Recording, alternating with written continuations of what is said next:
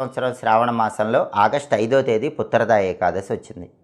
పుత్రదా ఏకాదశి అని దీనికి పేరు ఎందుకు ఉందంటే, ఒకానొక సమయంలో మహాజిత్ అనే పేరు కలిగిన మహారాజు ఉన్నాడు. చాలా కాలం సంతానం లేకపోతే ఋషులు ఆదేశించిన ప్రకారం ఈ ఏకాదశి రోజు ఏకాదశి వ్రతం చేస్తాడు. అంటే రోజంతా ఉపవాసం ఉండటం, మర్నాడు విష్ణుమూర్తికి పూజ చేసుకుని ఎవరికైనా భోజనం పెట్టి ఆహారం స్వీకరించడం, ఇలా ఏకాదశి వ్రతం చేస్తాడు.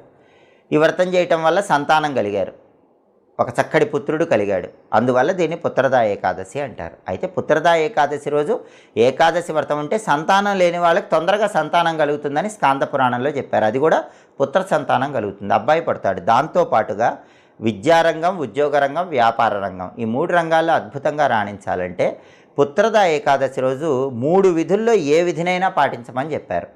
ఆ 3 విధులు ఏంటంటే, మొట్టమొదటిది ఉపవాసం, రెండోది విష్ణు పూజ, మూడోది జాగరణ. ఉపవాసం